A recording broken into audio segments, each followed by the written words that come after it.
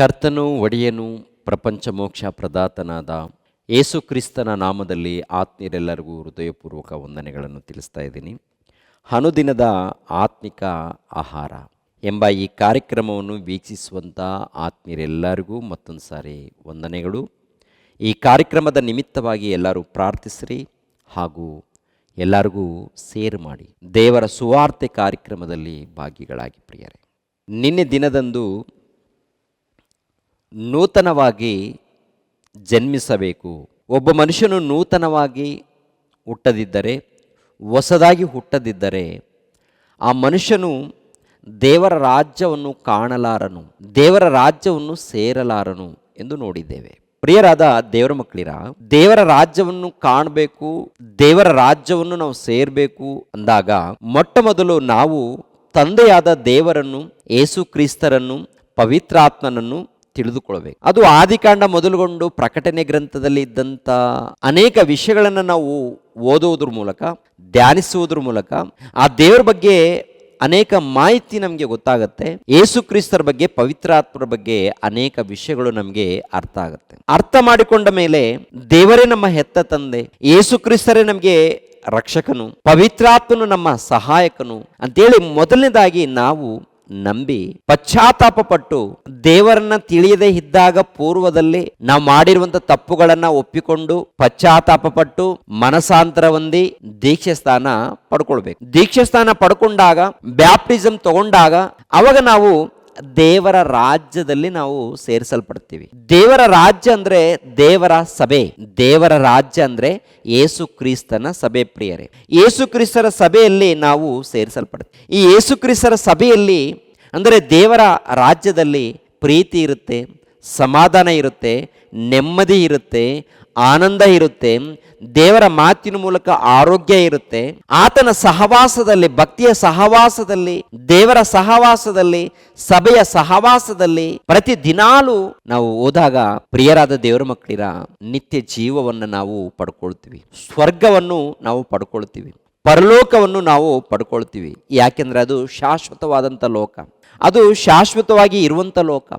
ಅಂಥ ಶಾಶ್ವತವಾಗಿ ಇರುವಂತಹ ಮಹಾಲೋಕವನ್ನು ನಾವು ಪಡ್ಕೊಳ್ಬೇಕಾದ್ರೆ ಆತನನ್ನು ನಂಬಿ ದೀಕ್ಷೆ ಸ್ಥಾನ ಪಡೆದುಕೊಂಡು ದೇವರ ರಾಜ್ಯದಲ್ಲಿ ಸೇರಿ ಕೊನೆ ತನಕ ನಾವು ದೇವರ ಸಹವಾಸದಲ್ಲಿ, ಭಕ್ತಿಯಲ್ಲಿ ಜೀವಿಸಬೇಕು. ಇವಾಗ ಕೊನೆ ತನಕ ದೇವರ ಸಹವಾಸದಲ್ಲಿ, ಭಕ್ತಿಯಲ್ಲಿ ಜೀವಿಸಬೇಕು ಅಂದುಕೊಂಡಾಗ ಮೊಟ್ಟ ಮೊದಲು ದೇವರ ವಾಕ್ಯವನ್ನ ಕೇಳಬೇಕು, ಬೈಬಲ್ ಗ್ರಂಥವನ್ನ ಓದಬೇಕು. ಪ್ರಿಯರೇ, ದೇವರ ವಾಕ್ಯವನ್ನ ಕೇಳಬೇಕು, ದೇವರ ವಾಕ್ಯವನ್ನ ಓದಬೇಕು. ಮೊಟ್ಟ ಮೊದಲು ಮಾಡಬೇಕಾದಂತ ಕೆಲಸ. ಯಾಕಂದ್ರೆ ನಮ್ಮ ಆತ್ಮಕ್ಕೆ ಆಹಾರ, ನಮ್ಮ ಆತ್ಮಗಳಿಗೆ ಆತ್ಮಿಕವಾದಂಥ ಆಹಾರ ಸತ್ಯವೇದ ಗ್ರಂಥದಲ್ಲಿ ಇದೆ. ಈ ಸತ್ಯವೇದ ಗ್ರಂಥದಲ್ಲಿ ಇದ್ದಂಥ ಆತ್ಮಿಕ ಆಹಾರವನ್ನು ಪ್ರತಿನಿತ್ಯ ನಾವು ಓದಬೇಕು, ಧ್ಯಾನಿಸಬೇಕು, ಕೇಳಬೇಕು. ಆಮೇಲೆ ಏನ್ ಮಾಡಬೇಕು?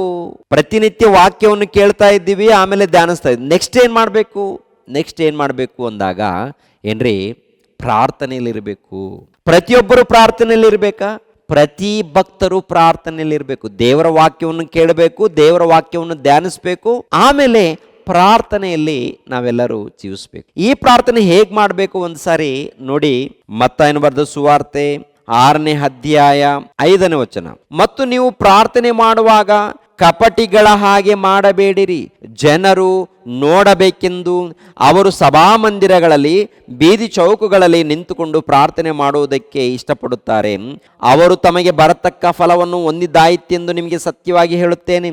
ಆದರೆ ನೀವು ಪ್ರಾರ್ಥನೆ ಮಾಡಬೇಕಾದರೆ ನಿನ್ನ ಏಕಾಂತವಾದ ಕೋಣೆಯೊಳಗೆ ಹೋಗಿ ಬಾಗಿಲನ್ನು ಮುಚ್ಚಿಕೊಂಡು ಅಂತರಂಗದಲ್ಲಿಯೂ ಇರುವ ನಿನ್ನ ತಂದೆಗೆ ಪ್ರಾರ್ಥನೆ ಮಾಡು.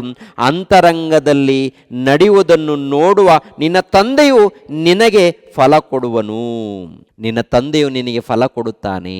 ಅಂದರೆ ದೇವರ ಮೂಲಕ ನಮಗೆ ಫಲ ಬರಬೇಕು. ಆತ್ಮಿಕವಾದಂಥ ಫಲ, ಭೌತಿಕವಾದಂಥ ಫಲ ಯಾವುದೇ ಆಗಿರ್ಬೋದು. ಈ ಲೋಕದಲ್ಲಿ ನಾವು ಬದುಕ್ತಾ ಇದ್ದೀವಿ ಅಂದರೆ ದೇವರ ಕೃಪೆ ಮೂಲಕ ಬದುಕ್ತಾ ಇದ್ದೀವಿ. ಇನ್ನು ಹೆಚ್ಚಾಗಿ ನಾವು ಆತ್ಮಿಕವಾದಂಥ ಫಲವನ್ನು ಪಡ್ಕೊಳ್ಬೇಕು.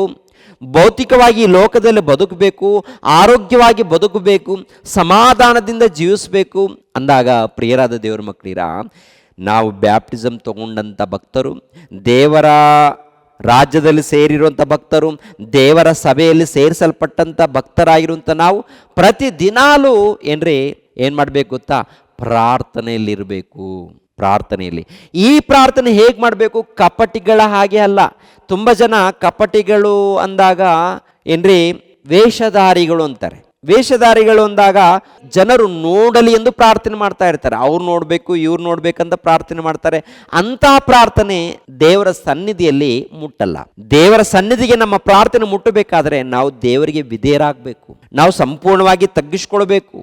ಸಂಪೂರ್ಣವಾಗಿ ತಗ್ಗಿಸ್ಕೊಂಡಾಗ, ವಿಧೇಯರಾದಾಗ, ಆಗ ದೇವರು ನಮ್ಮ ಪ್ರಾರ್ಥನೆಯನ್ನು ಕೇಳ್ತಾರೆ, ನಮ್ಮ ಪ್ರಾರ್ಥನೆಗೆ ಉತ್ತರ ಕೊಡ್ತಾರೆ. ಪ್ರಿಯರಾದ ದೇವರ ಮಕ್ಕಳಿದೆ, ಅಂದರೆ ನಾವು ಮಾಡುವಂಥ ಪ್ರಾರ್ಥನೆಗೆ ಉತ್ತರ ಬೇಕು ಅಂದಾಗ ಖಂಡಿತವಾಗಿ ದೇವರ ವಾಕ್ಯಕ್ಕೆ ವಿಧೇಯರಾಗಬೇಕು, ತಗ್ಗಿಸ್ಕೊಳ್ಬೇಕು, ನಮ್ಮ ತಪ್ಪುಗಳನ್ನು ಒಪ್ಪಿಕೊಂಡು ಪಾಪ ಕ್ಷಮಾಪಣೆ ನಿಮಿತ್ತವಾಗಿ ಬ್ಯಾಪ್ಟಿಸಮ್ ತಗೊಂಡು ಸಭೆಯಲ್ಲಿ ಸೇರಿಸಲ್ಪಟ್ಟು ಪ್ರತಿದಿನಾಲು ದೇವರ ಧ್ಯಾನದಲ್ಲಿ ಪ್ರಾರ್ಥನೆಯಲ್ಲಿ ಇರಬೇಕು. ಪ್ರಾರ್ಥನೆಯಲ್ಲಿ ಇದು ಪರ್ಸನಲ್ ಪ್ರಾರ್ಥನೆ. ಇದು ಪರ್ಸನಲ್ ಆಗಿ ನಮ್ಮ ಜೀವಿತದಲ್ಲಿ ಪ್ರಾರ್ಥನೆ ಮಾಡುವಂಥದ್ದು. ಪ್ರತಿದಿನಾಲು ಪ್ರಾರ್ಥನೆ ಇರಬೇಕಾ? ಇರಬೇಕು ಪ್ರಿಯರೇ. ಅದಕ್ಕೆ ಇನ್ನೊಂದು ಮಾತನ್ನು ನಾವು ಗಮನಿಸೋಣ. ಎಫೆಸದವರಿಗೆ ಬರೆದ ಪತ್ರಿಕೆ 5ನೇ ಅಧ್ಯಾಯ, ಎಫೆಸದವರಿಗೆ ಬರೆದ ಪತ್ರಿಕೆ 5ನೇ ಅಧ್ಯಾಯ 19ನೇ ವಚನವನ್ನು ನೋಡೋಣ.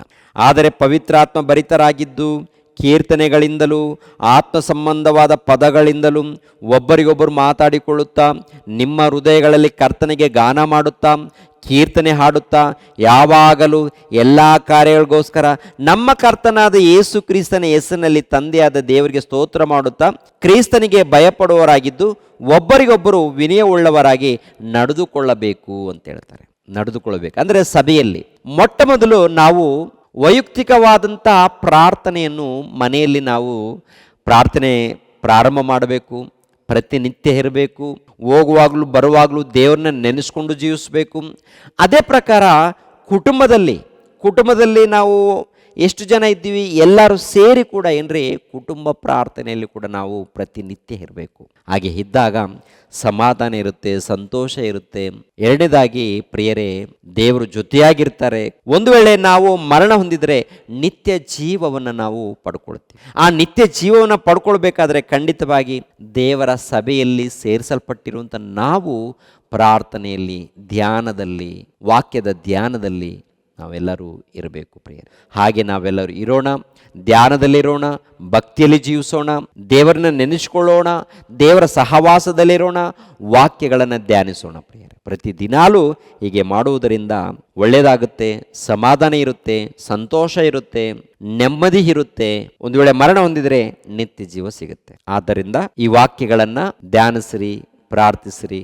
ದೇವರು ನಿಮ್ಮನ್ನು ಆಶೀರ್ವಾದ ಮಾಡಲಿ. ಆದುದರಿಂದ ಪ್ರತಿದಿನಾಲು ದೇವರ ವಾಕ್ಯಗಳನ್ನು ಧ್ಯಾನಿಸಿರಿ. ಪ್ರತಿದಿನಾಲು ದೇವರ ಪ್ರಾರ್ಥನೆಯಲ್ಲಿ ಇರಿ ಪ್ರಿಯರೇ. ಪ್ರತಿದಿನಾಲು ದೇವರನ್ನ ಘನಪಡಿಸುವಂಥ ಕೆಲಸದಲ್ಲಿರಿ. ಹಾಗೆ ಇದ್ದಾಗ ನಮಗೂ ಸಂತೋಷ, ಕುಟುಂಬದಲ್ಲಿ ಸಂತೋಷ, ಸಮಾಜದಲ್ಲಿ ಸಂತೋಷ ಇರುತ್ತೆ ಪ್ರಿಯರೇ. ಓಕೆ, ದೇವರು ನಿಮ್ಮನ್ನು ನನ್ನನ್ನು ಆಶೀರ್ವದಿಸಲಿ. ಎಲ್ಲರೂ ತಲೆವಾಗ್ಸಿರಿ, ಪ್ರಾರ್ಥನೆ ಮಾಡಿ ಮುಗಿಸುತ್ತೇನೆ. ನಮ್ಮನ್ನು ಬಹಳವಾಗಿ ಪ್ರೀತಿಸುವಂಥ ಪ್ರಿಯ ಪರಲೋಕದಲ್ಲಿದ್ದಂಥ ನಮ್ಮ ತಂದೆಯಾದ ದೇವರೇ, ನಿಮಗೆ ಕೃತಜ್ಞತೆಗಳು, ಸ್ತೋತ್ರಗಳು. ತಂದೆ, ಪ್ರತಿನಿತ್ಯ ಪ್ರಾರ್ಥನೆಯಲ್ಲಿ, ಧ್ಯಾನದಲ್ಲಿ ಇರಬೇಕು ಎಂಬುವಂಥ ವಾಕ್ಯಗಳನ್ನು ನೋಡಿದ್ದೀವಿ ತಂದೆ. ಅದಕ್ಕೆ ನಿಮಗೆ ಕೃತಜ್ಞತೆಗಳು, ಸ್ತೋತ್ರಗಳು. ಈ ಅನುದಿನ ಆತ್ಮಿಕ ಆಹಾರದ ಕಾರ್ಯಕ್ರಮವನ್ನು ವೀಕ್ಷಿಸುವಂಥ ಎಲ್ಲ ನಿಮ್ಮ ಮಕ್ಕಳಿಗಾಗಿ ಪ್ರಾರ್ಥಿಸ್ತಾ ಇದ್ದೀನಿ. ಎಲ್ಲರನ್ನು ಮುಟ್ಟಿ, ಎಲ್ಲರನ್ನು ಬಲಪಡಿಸಿ, ಎಲ್ಲರನ್ನು ಆಶೀರ್ವದಿಸಿ, ಪ್ರತಿಯೊಬ್ಬರು ನಿಮ್ಮ ಧ್ಯಾನದಲ್ಲಿ, ಪ್ರತಿಯೊಬ್ಬರು ನಿಮ್ಮ ಪ್ರಾರ್ಥನೆಯಲ್ಲಿ, ಆರಾಧನೆಯಲ್ಲಿ, ನಿಮ್ಮ ಸೇವೆಯಲ್ಲಿ ಇರುವಂತೆ ಆಶೀರ್ವಾದ ಮಾಡಿ ತಂದೆ. ಪ್ರತಿ ಕುಟುಂಬಕ್ಕೆ ನೆಮ್ಮದಿ, ಶಾಂತಿ, ಸಮಾಧಾನವನ್ನು ದಯಪಾಲಿಸಿ ತಂದೆ. ಯೇಸು ಪವಿತ್ರ ನಾಮದಲ್ಲಿ ಬೇಡ್ತಾ ಇದ್ದೀನಪ್ಪ ತಂದೆಯೇ, ಆಮೇನ್. ಎಲ್ಲರಿಗೂ ಧನ್ಯವಾದಗಳು.